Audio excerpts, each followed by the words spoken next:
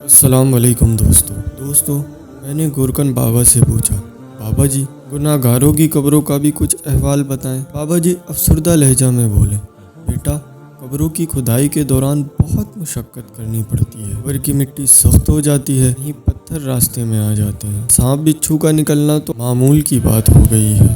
قبروں کی کھدائی کرتے ہوئے عجیب سی وحشت اور گھبراہٹ طاری ہو جاتی ہے، خاص طور پر جب ننگے پاؤں کھدائی کرنی ہو۔ بابا جی بتا رہے تھے، کئی قبروں کی کھدائی میں میرے پیر جلنے لگے تھے، اور کبھی کبھی تو قبر کی تیاری کے دوران میں نے خود قبر سے دھواں نکلتے دیکھا ہے، بلکہ کچھ قبروں میں تو آگ کے شعلے بھی نظر آئے۔ میں نے کئی بار تدفین کے بعد قبروں پر رات کو آگ جلتی دیکھی ہے، اور بعض قبروں سے چیخ و پکار بھی سن چکا ہوں۔ یہ سب کچھ بابا جی مجھے بتا رہے تھے، اور میں ان کی باتوں میں کھو گیا تھا۔ میری نظریں تصور کے حالت میں اپنے آپ کو قبر میں دیکھنے لگیں۔ دل میں یہ خیال آیا، نہ جانے میری قبر سے روشنی نکل کر گورکن کا وجود روشن کرے گا، یا گورکن کے پیر جلتے جائیں گے، اور پھر کیا خبر کہ میری قبر میں کیا ہو، شاید کچھ نہ ہو۔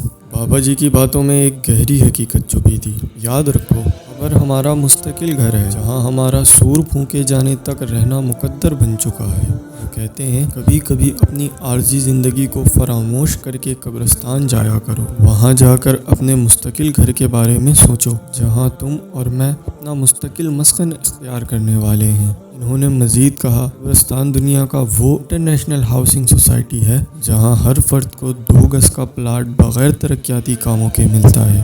وہاں ہر شخص کو اپنی رہائش کے لیے روشنی، کشادگی اور پرسکون ہواؤں کا انتظام خود ہی کرنا پڑتا ہے۔ بابا جی کی باتوں نے مجھے گہرا اثر ڈالا، اور میں نے سوچا، ہم سب کو اپنی آخری منزل کے لیے تیار رہنا چاہیے، کیونکہ جب ہم وہاں جائیں گے تو ہمارا انتظام پہلے سے مکمل ہونا چاہیے۔ ہماری مدد صرف اللہ کی طرف سے ہی آ سکتی ہے، ہماری اس منزل کو آسان بنا دے۔ بابا جی کے الفاظ میرے کانوں میں گونج رہے تھے۔ موت کا تصور کتنا خوفناک ہے، لیکن ہمیں اس حقیقت کا سامنا کرنا پڑے گا۔ جب ہم قبر میں پہنچیں گے، ہماری سانسیں ایک دن ہم سے بے وفائی کر جائیں گی، اور ہمارے جسم کو مٹی میں ملا دیا جائے گا۔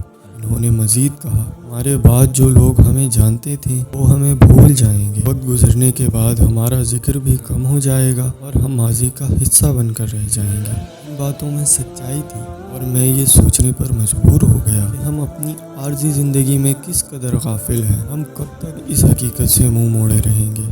آئیے ہم سب اپنی زندگیوں کو بہتر بنائیں، اور اس حقیقت کو یاد رکھیں کہ ہمیں ایک دن اپنے آخری سفر پر روانہ ہونا ہے۔